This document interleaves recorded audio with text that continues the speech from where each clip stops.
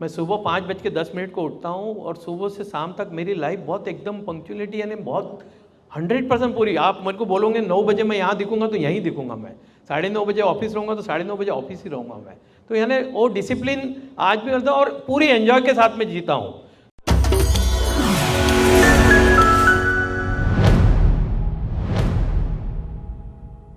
कोई कहानी मेरी कोई खास नहीं है, ऐसी कहानी तो ऐसी बन जाती है, कारवा बनता है और कहानी बन जाती है, बट लोगों को अच्छा लगता है, मुझे भी अच्छा लगता है हालांकि, क्योंकि मेरी भी जर्नी जो है एक बहुत मैं इतनी मेरी दुकान थी, ये जितना स्टेज है इससे भी थोड़ी छोटी थी हालांकि। तिलक पुतले के पास आज भी है, अभी भी है। मैं हर हफ्ते में एक बार लगभग जाता हूँ वहाँ पर दर्शन करने के हिसाब से कि यहाँ से मैं चला था, भले कहीं पर आज यहाँ खड़ा हूँ बट उसको मैं भूला नहीं हूँ और आज भी वो दुकान मेरी वहीं पर है। तो सबसे पहले तो मैं ये बताना चाहूँगा कि I born and brought up in Akola and कुछ करना है वो सोच के हिसाब से मैं यहाँ नागपुर आया। नागपुर में पहले वो तिलक पुतले के पास दुकान मैंने पहले ली, वहाँ पर भी मेरी कहानी ऐसी शुरू होती है कि उस दुकान में जब मैं बैठा पहले तो वहाँ बाजू में एक पान ठेला है, उस पान ठेले पे लोग पान खाने आते थे और लोग कहते थे कि यार ये कितने दिन का मेहमान है, ये यार क्या है, कितने दिन टिकने वाला है या क्या रहने वाला है। तो साला मैं समझ नहीं पाया कि क्या है क्या। सामने एक हमारे एक भगवान भाई उत्तम चंदानी की दुकान थी, उनको जाके पूछा जस्ट कि यार ऐसा क्यों बोल रहे हैं, क्या कारण है ऐसा बोल रहे हैं। तो उसने कहा नितिन भाई ऐसा है कि यहाँ पर पहले 35 जने बदल चुके हैं अभी तक के और आप 36वें हो, तो अब आप पता नहीं आप क्या इस कारण से बोले दुकान काफ़ी अपसुकन मानी जाती है, ऐसा जो भी कहते हैं कि इस दुकान में जो भी आता है वो 2 महीने 4 महीने 6 महीने ज़्यादा से ज़्यादा 1 साल में तो बदल ही जाता है। तो तब मैंने बोला अब तो कुछ करके दिखाना है।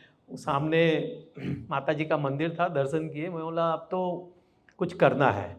उस ज़माने में मैंने एडवर्टाइजमेंट तो हालांकि काफ़ी महंगी पड़ती थी, तो मैंने सोचा कि क्यों ना हम एक टांगे के ऊपर दोनों साइड में बोर्ड लगा के सेल का एक स्टेज लगा के ढोल बजा के लोगों को फैलाया। मैंने एक टांगा वाला किया और एक ढोल वाले किया, दोनों 35-35 रुपये में, यानी 70 रुपये मेरे को रोज़ का देना था उसको, और 70 रुपये रोज़ में वो टांगा रोज़ का 10 घंटे घूमता था। आप बिलीव नहीं करोगे, विदिन 1 महीने के अंदर उस दुकान में इतना इतना रस आना लग गया, इतना, यानी वो दुकान हालांकि आप कॉर्नर में, कोई मार्केट नहीं बोलेंगे उसको क्योंकि वो तिलक पुतला के कोने पे है, मार्केट महाल में था, इतवारी में था, बर्डी में था, सदर में था, बट एक ऐसा माहौल तैयार कर दिया कि लोग इतना इतना रस होता था कि मेरे को दोपहर को खाना खाने भी जाना पड़ता था तो लोगों को धक्का मार के शटर डाउन करके फिर बोलता था माफ़ कीजिए मैं आता हूँ। और जब मैं आता था तो बाहर कम से कम लेडीज़ की 200-250 लेडीज़ खड़ी रहती थी, इतनी रस होती थी। ये कहानी की शुरुआत थी मेरी। उसके बाद जब मैं गैस चूल्हा बिजनेस शुरू किया उसके साथ में, क्योंकि हम 3 भाई थे, 2 भाई और मेरे अकोला से नागपुर आ चुके थे, तो मैंने बोला कुछ और नया करना चाहिए। तो मैंने एक गैस स्टोव यहाँ पे सेंट्रल इंडिया में गैस स्टोव बनाने का काम शुरू किया पहले, सबसे पहले जो घर का गैस चूल्हा आता है। And I found that whenever government is releasing some new LPG connection, we are getting a very good response from the market. उस टाइम में क्या था, सिलेंडर की काफ़ी डिमांड थी, यानी लोगों को गैस अवेलेबिलिटी बहुत प्रॉब्लम है। 90s की बात कर रहा हूँ, 1888-90s की बात कर रहा हूँ। बहुत अच्छा बिजनेस डेवलप होते गया और वी बिकेम नंबर 1 इन सेंट्रल इंडिया, हम लोग काफ़ी नंबर 1 हो गए। Then in 1993 government liberalise the policy that anybody can do import, anybody can do market. तो I thought why don't enter into LPG cylinder manufacturing, क्यों ना एलपीजी सिलेंडर मैन्युफैक्चरिंग में आया जाए। सबसे पहले यहाँ पर एक कोसान मेटल इंडस्ट्रीज करके एक यूनिट को देखा, क्योंकि उस वक्त क्या था, नया यूनिट लगाना गवर्नमेंट लाइसेंस नहीं देती, वो लाइसेंस यूनिट गिने जाते थे, तो नए यूनिट कोई सिलेंडर मैन्युफैक्चरिंग के लगा नहीं सकता था, तो या तो आपको एग्जिस्टिंग ही लेना पड़ेगा कोई, उसी को देख के टेक ओवर करना पड़ेगा। तो यहाँ पे एक कोसान इंडस्ट्रीज करके कलमेश्वर में एक यूनिट था, वो मिस्टर आर.एम. गोकुलदास जो वरुण शिपिंग और धर्म सिंह मोरारजी के चेयरमैन थे, उनका वो यूनिट था। वो मैंने देखा, वो यूनिट मुझे बहुत पसंद आया, मैंने बोला इस यूनिट को बात करनी चाहिए। मैं जब बॉम्बे, वो बॉम्बे बेस्ड थे, बॉम्बे जब उनके पास पहुंचा पहले तो वो मैं सोचा कि वो यूनिट मुझे इमीडिएटली मिल जाएगा, क्योंकि मैंने देखा था यूनिट में लेबर प्रॉब्लम भी काफ़ी चल रही थी और जो RM गोकुलदास थे that time he was around 84 years old थे और नो बडी बिहाइंड हिम, कोई उनके पीछे नहीं था। तो ये सब समझने के कारण मैंने सोचा कि वो यूनिट मुझे मिल जाएगा। भाटियास थे। जब उनके पास पहुंचा तो पहले तो उन्होंने मेरे को नीचे से ऊपर तक देखा और फिर बोले कि यार who told I don't want to sell my unit, please get out from my cabin. मैं बोला कि काका, मैं गुजराती में उनसे बात किया, जो તમારી પાસે આવ્યો છું, ઘણી ઈચ્છા છે, તમને યુનિટમાં ઘણા પ્રોબ્લેમ છે, મને ખબર છે, તો please allow me, I can run it properly, હું कर सकूँगा। तो no I don't want to sell my unit. तो थोड़ा निराश होकर बाहर निकला। उसकी सेक्रेटरी को मैंने मेरा कार्ड दिया, मैंने बोला भाई प्लीज़ जब भी कुछ ऐसी इच्छा रहे तो ये मेरा नंबर्स है। लैंडलाइन नंबर रहते थे तब, तो मोबाइल भी नहीं रहते थे, लैंडलाइन नंबर रहते थे अपनी दुकान के, तो वो दिया मैंने ऑफिस के। और नागपुर ऐसे ही हताश होकर वापस आया। थोड़ा सा निराश ज़रूर हुआ था, पर ज़िंदगी में कभी मैंने हारना नहीं सीखा है, कभी भी। कल भी मैंने बताया था कि in my life I never, मैंने कभी, बहुत मेरे उतार चढ़ाव आए, बहुत बार नीचे ऊपर बहुत चढ़ा मैं, बट कभी भी ऐसा ज़िंदगी में नहीं सोचा कि नहीं यार रुक जा नितिन, अभी यहाँ मैं चलते ही गया और कारवा बहुत अच्छा बनते गया। तो साथ में फिर एक्चुअल क्या होता है, सिलेंडर मैन्युफैक्चरिंग प्लांट है, बहुत ही यानी क्वालिटी कंट्रोल बहुत रखना पड़ता है। यानी उसमें करीब 26 जगह पे BIS ऑफिसर तो फैक्ट्री में बैठता ही है और 26 जगह पे टेस्ट होके वो सिलेंडर बनता है। और सिलेंडर बन के जब अपने किचन में आता है तो एक्चुअली वो सिलेंडर्स में यदि कुछ गलती से भी कुछ छोटा सा भी लीकेज निकलता है, जब फर्स्ट सिलेंडर फिल होता है और लीकेज निकल के वो प्लांट में जाता है, तो BIS यानी ब्यूरो ऑफ इंडियन स्टैंडर्ड और जो एक्सप्लोजिव डिपार्टमेंट, ये दोनों के लाइसेंस सस्पेंड होते हैं और उसके बिना वो सिलेंडर फिर उस फैक्ट्री में आप बना नहीं सकते हो। तो फॉर्चुनेटली फॉर मी और अनफॉर्चुनेटली फॉर काका, उनका यूनिट 3 महीने में 3 लीकेज निकले और वो 3 लीकेज निकलने के कारण वो काका एकदम 3 बार सस्पेंशन हुआ तो परेशान हो गए, यार वो वेर इज़ दैट खारा, वेर इज़ खारा, प्लीज़ कॉल हिम। तो मैं तो एकदम जाग गया। फ़ोन आया सेक्रेटरी का, तो मैं बोला अच्छी बात है, चलो पहुंचा। तो बोले see I don't want to sell my unit, but तुम आए थे तो मैं, बोलो क्या दोगे? तो बोलो काका यूनिट आपका है, कैसा करना है आप बताइए, जो भी करना है, मैं जैसे आपकी इच्छा है, जो मैं चेक लेकर आया हूँ यहाँ पे। तो बस मैंने भी थोड़ा मन में देखा कि क्या काका क्या बोलते हैं। तो काका ने तो एकदम बोला कि 10 करोड़ रुपए लूँगा। बोले उस टाइम की बात कर रहा हूँ मैं, 93 की बात, 94 की बात थी ये। तो 10 करोड़ रुपए लूँगा बोले, उसके नीचे बोले यूनिट बेचना नहीं है। तो पहले थोड़ा सोचा कि अब यहाँ से खड़ा हुआ तो काका पता नहीं फिर चेंज हो जाएंगे, क्या हो जाएंगे। तो काका के सामने चेक रखा, मतलब जो आपको फिल करना है, आपका लड़का हूँ बच्चा हूँ, जो भी आपको फिल करना है आप देखिए। काका को एक बहुत बड़ी घोड़े का बहुत बड़ा शौक था, वो यानी रेस खेलने बहुत जाते थे पूना, और पूना में बहुत आते जाते रहते थे, यानी बॉम्बे से हर सैटरडे संडे पूना ही जाते थे। वो मुझे पता था, तो मैंने अपने हिसाब से अपना एक मस्त सारथी वाला घोड़े का रथ उनको जाके पहले ही, चांदी का रथ उनको पहले ही दिया था। तो बड़े खुश हो गए थे कि फिर बोले देखो ठीक है, मैं इससे कम नहीं लेना है, तो मतलब ये चेक रखा है, आपको जो भरना है। तो उन्होंने 851 करके वो यूनिट को मेरे को, है ना, मैंने भी नहीं निगोशिएट कुछ किया, फिर मैंने ले लिया। अब जेब में उस टाइम में तो सिर्फ 1.5 करोड़ रुपया था मेरे जेब में, उतना, उससे ज़्यादा पैसा भी नहीं था, ये भी आप लोगों को खुला बताऊँ, क्योंकि वो भी मैंने चूल्हे वगैरह के बिजनेस से कमाया था अपने 4-5 साल से, जो नागपुर में आया था तो कमाया था। तो हो गया, वहाँ पे दे दिया उसी टाइम में, पहला तो टोकन तो वही दे दिया। अब यहाँ आया, यहाँ आके फिर वापस उतनी क्रेडिबिलिटी बैंक वगैरह में भी अपनी थी नहीं, बैंक में अकाउंट्स बहुत अच्छा था, अपना बिजनेस बहुत अच्छा था, सब चल रहा था काफ़ी। तो यहाँ पर मैं आज भी उनको भूला नहीं हूँ, प्रभाकर राव दटके थे, शिक्षक सहकारी बैंक के चेयरमैन थे। उनके पास गया, मेरी लाइफ में क्या करना चाहता हूँ, ज़िंदगी में क्या बनना चाहता हूँ, वो उनको मैंने मेरा विज़न बताया पहले। पूरा कम से कम 30 मिनट तक उन्होंने मेरे को ध्यान से सुना। उसके बाद में मैंने बोला कि यूनिट मैंने लिया है, प्लीज़ यदि आप फाइनेंस करोगे तो मैं यहाँ पे 36 महीने के चेक आपको हाजिरा दूंगा, एक भी चेक मेरा बाउंस हुआ आप वो यूनिट को टेक ओवर, जो भी करना आप कर लीजिएगा, एक भी चेक बाउंस नहीं होगा, ये 36 चेक मैं आपको दे रहा हूँ। तो इमीडिएटली क्या था, नेशनलाइज बैंक थोड़ा फाइनेंस करने में उस टाइम में तो 3-4-5 महीने लगा देती था। अब यहाँ तो काका को मेरे को 15 दिन के अंदर बाकी पेमेंट भी करना था सब, उतने कॉन्फिडेंस के साथ में आया था कि नहीं मेरा पेमेंट हो जाएगा। और ऊपर वाले ने भी देखा कि नहीं एक दौड़ने की ताकत रख रहा है, दौड़ रहा है, तो इसको सपोर्ट जरूर करना चाहिए। तो ऊपर वाले की चाह के साथ में प्रभाकर राव दटके भी इतने अच्छे थे, ये प्रवीण दटके जी आज जो है उनके पापा थे वो, तो उन्होंने तुरंत वहाँ पे बोर्ड मीटिंग इमीडिएटली 3 दिन के अंदर बुलाई उनकी शिक्षक सहकारी बैंक की, और इमीडिएटली मेरे को फाइनेंस कर दिया उन्होंने वहीं के वहीं। मैं बहुत खुश हुआ, यूनिट एकदम अपने हाथ में आ गया, और पूरे 36 महीने में अपन ने बाकायदा एक भी चेक बाउंस हुए बिना पूरे चेक अपन ने पास करवा के उस यूनिट अपने अंडर में आ गया। बहुत खुशी हुई। दूसरा फिर एक यूनिट मैंने देखा हैदराबाद में। अब जैसे जैसे आगे आगे बढ़ता है ना इंसान, तो फिर वो रुकता नहीं है, वो फिर अपनी दौड़ लगाते रहता है। मेहनत जरूर करनी पड़ती है, ऐसा यानी थोड़ा सा जो वर्दिका ने बोला, थोड़ा सा ऐसा है कि मेहनत के बिना होता नहीं है। देखो, साबुन से नहाने वाले रोज लिबास जरूर बदलते हैं, पर मेहनत से नहाने वाला, मतलब पसीने से नहाने वाला, एक दिन जरूर इतिहास बदलता है। ये मेरा मानना है। यानी नो डाउट आपका जब पैशन हो जाता है, आप जैसे वो भी सही बोले, जब आपको कुछ पैशन लगता है कि नहीं मुझे दौड़ना ही है, दौड़ना ही है, दौड़ना ही है, तो आपकी रुकावट नहीं बनती है। पर उसमें साथ में मेहनत यानी बैलेंसिंग करके मैं आज जीता हूँ। मैं ये भी बोलता हूँ आपको, मैं सुबह 5:10 को उठता हूँ, और सुबह से शाम तक मेरी लाइफ बहुत एकदम पंक्चुअलिटी, यानी बहुत 100% पूरी। आप मेरे को बोलोगे 9 बजे मैं यहाँ दिखूंगा तो यहीं दिखूंगा मैं, 9:30 बजे ऑफिस रहूँगा तो 9:30 बजे ऑफिस ही रहूँगा मैं। तो यानी वो डिसिप्लिन आज भी करता हूँ, और पूरी एंजॉय के साथ में जीता हूँ। सुबह मॉर्निंग वॉक में देखते हैं हमारे पीयूष भाई, हमारे फ्रेंड सर्कल बहुत सारे बैठे हैं, अपनी साइकिलिंग करता हूँ, दौड़ता हूँ, करता। अभी वेट भी काफ़ी लॉस किया मैंने, करीबन 8 से 10 किलो वेट लॉस किया।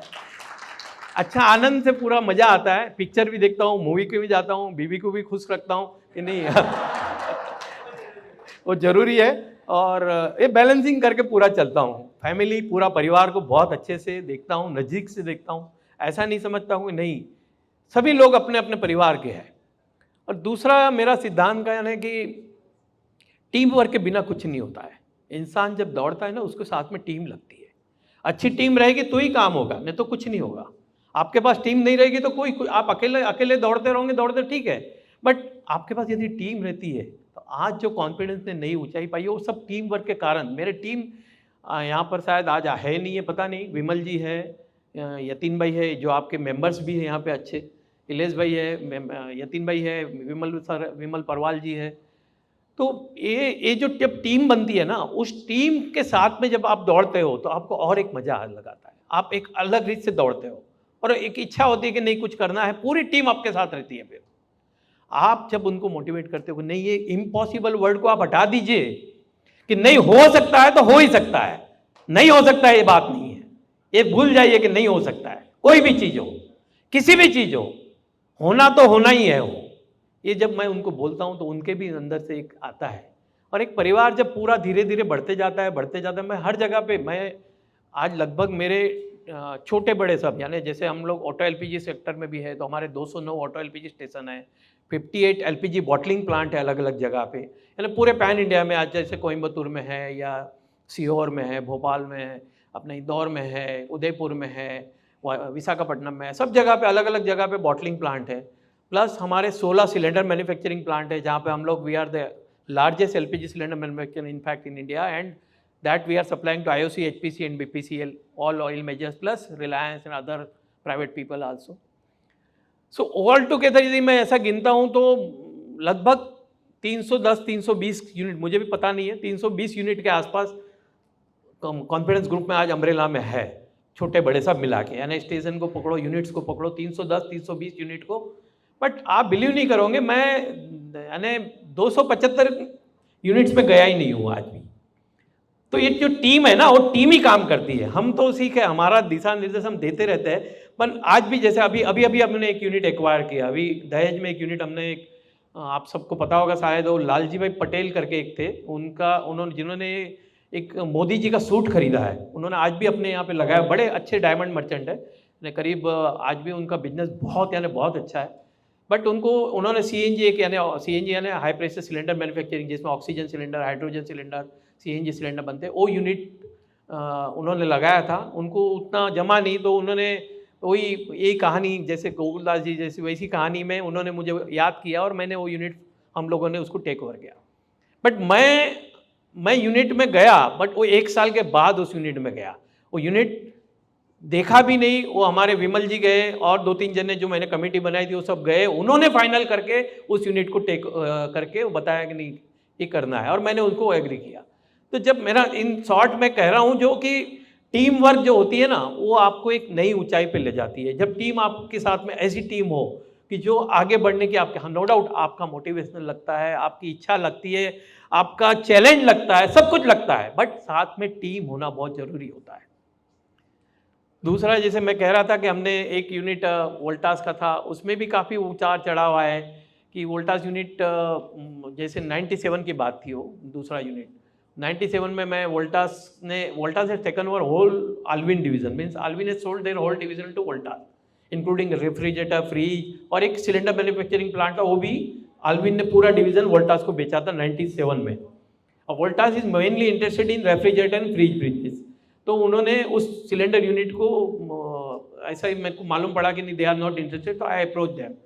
मिस्टर भांडारकर करके उनके वाइस चेयरमैन थे। जब उनके पास पहुंचा तो भी जेब में, तब ये यूनिट ले लिया था पहले ही, अब दूसरा यूनिट वापस 10 करोड़ रुपए फिर से इन्वेस्ट करना लगभग, यानी पर फिर भी एक साकाश के साथ में गया कि नहीं करना है कुछ। वहाँ पर भी वही सेम उन्होंने उसको मैंने वहाँ पे दूसरी तरीके से, अलग अलग तरीके से अलग अलग धंधे होते हैं बिजनेस करने की, आप में मनसा होनी चाहिए बिजनेस किस तरीके से करना है। यदि आपके पास नहीं भी है तो भी आपको कैसे जीतना है वो जीतते आना चाहिए।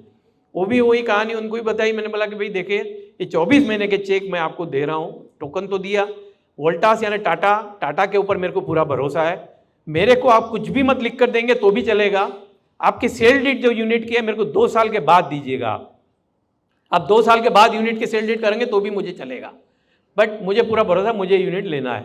उन्होंने भी अपने चेयर में उनके बोर्ड में बात की और उन्होंने उस करके 24 महीने के चेक मैंने पीडीसी दिए उनको, और यूनिट उन्होंने मेरे को मतलब हैंड ओवर कर दिया। मैंने सेल डीड वगैरह नहीं लगी थी, सेल डीड मैंने ही बोला था कि आप 24 महीने के 24 चेक आपके पूरे क्लियर हो जाए, बाद में आप सेल डीड कीजिएगा।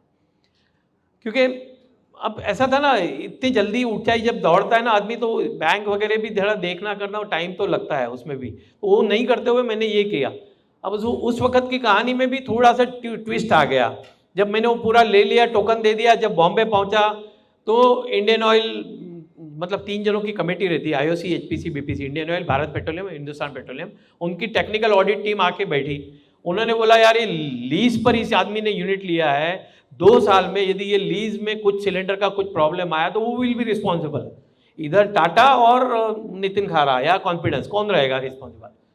वहाँ कहानी का फिर वापस वही ट्विस्ट आने पे फिर वापस उनको समझाया कि नहीं sir, you take undertaking from me, whatsoever कोई भी कहीं पर भी परेशानी, आई एम हियर, मेरा एक यूनिट चल ही रहा है आपके अंडर में, ये दूसरा यूनिट आएगा, क्योंकि मेन हमारा सिलेंडर सप्लाई सिर्फ आईओसी, एचपीसी, 90% सप्लाई जो आपके घरों में आता है वो आईओसी से आता है या एचपी से आता है या बीपी से आता है, वो सिलेंडर हमारे यहाँ से पहले उनको जाता है और उनके बाद फिर अपने घरों में आता है। तो मेन सप्लाई, मेन कस्टमर, तो उन्होंने भी समझा, फिर पहले तो थोड़ा आनाकानी हुई, तो काफ़ी ट्विस्ट आने जाते रहते हैं। फिर उसके बाद और यूनिट हमने टेक ओवर करते गए, एक अंकलेश्वर में यूनिट टेक ओवर किया, एक भोपाल में किया, तब तक फिर 2000 का साल आ गया और टेंडर सिस्टम आ गई। टेंडर सिस्टम यानी कोई भी यूनिट नया लगा सकता है। तो I develop one very big unit in Khopoli, वो भी मेरा एक चैलेंज था। इंडिया का सबसे बड़ा सिलेंडर मैन्युफैक्चरिंग प्लांट मैंने फिर खपोली में लगाया, जो क्या 1 लाख सिलेंडर पर मंथ की कैपेसिटी का प्लांट था वो, और आज भी चल रहा है अच्छे से। तो उस यूनिट को लेने के बाद कंपनी ने कहीं पीछे मुड़ के नहीं देखा, आगे बढ़ते गए। फिर से सोचा कि क्यों ना बॉटलिंग इंपोर्ट करके, हम एलपीजी इंपोर्ट करके क्यों ना बॉटलिंग में आए। तो हमने पहला बॉटलिंग प्लांट यहाँ कलमेश्वर में लगाया, फिर दूसरा नासिक में लगाया, ऐसे अलग अलग 58 बॉटलिंग प्लांट कंपनी ने लगाया। इन बिटवीन 2003-4 की बात थी, 4 की बात थी, जब मैंने 2 बॉटलिंग प्लांट टेक ओवर किए थे, एक उदयपुर में था, एक पाली में था। कंपनी का नाम था देवर्सा गैस लिमिटेड। वो कंपनी का आईपीओ आया था 1995 में, उसका आईपीओ, अशोक जैन उसके एमडी थे। अब दोनों प्लांट का सौदा हो गया मेरा, मैंने प्लांट तो ले लिए। तो उसके बाद उन्होंने, अशोक जैन ने मुझे कहा कि नितिन भाई आपने प्लांट ले लिया, अभी इसमें मेरे पास कोई दूसरा एसेट नहीं है, ये लिस्टेड कंपनी है, क्यों ना आप इसको टेक ओवर कर लीजिए। तो पहले तो लिस्टेड कंपनी का उतना अपन नहीं समझते थे, पहले अपन प्राइवेट लिमिटेड में ही खेलते थे। उस वक्त मेरे पास में करीब 37 प्राइवेट लिमिटेड कंपनीज हो गई थी अलग अलग, क्योंकि कोई भी यूनिट रहता अलग अलग प्राइवेट लिमिटेड कंपनी में रहता था। तो जब उन्होंने कहा तो पहले सोचा कि क्या करना है, लिस्टेड कंपनी फॉर्मेलिटीज़ बहुत ज़्यादा रहती है, सभी को रहता है कि क्या करना है, मगर तो मेरे साथ में विमल था। विमल क्या था, थोड़ा बचपन से ही, जब से वो पैदा हुआ तब से ही थोड़ा शेयर बाज़ार का बड़ा खिलाड़ी है। तो उसने थोड़ा सा बोला कि थोड़ा जानकारी मैं भी करता था, ज्ञान अपन भी लेना देना करते, बट विमल जितना नहीं। विमल तो मेरे ख्याल से शायद माँ के पेट के अंदर से ही शेयर बाज़ार करते आया होगा। तो उनने मेरे को बोला कि नहीं सर, ले लेते हैं हम लोग यूनिट इसको, कंपनी को टेक ओवर कर लेते। तो I did formalities, all formalities करके, जो ओपन ऑफर वगैरह करनी पड़ती है वो करके हमने टेक ओवर किया। ये 2004 की बात थी। देन 2007 में मेरे पास कुछ मेरे और एडवाइज़र आए बॉम्बे से, दिल्ली से, और they advise me that you have 37 private limited company, तो why don't to merge all this company into your confidence. तो मैं बोला यार अभी कैसे करूँ। तो उन्होंने बताया कि you will get a good mileage from the market. तो मैंने पूरा उनकी बात समझ ली, और उसके बाद हमने 37 कंपनी जो हमारी थी उस सबको रिवर्स मर्ज करके एक अम्ब्रेला नया बना लिया, जो कॉन्फिडेंस पेट्रोलियम इंडिया लिमिटेड बन गया। जैसे ये कंपनी मतलब डेवलप होते गई, तो यानी जैसे मर्ज हो गई, तो काफ़ी आप सभी को, काफ़ी लोग इसमें से कॉन्फिडेंस के शेयर होल्डर भी है, उनको सबको पता थी।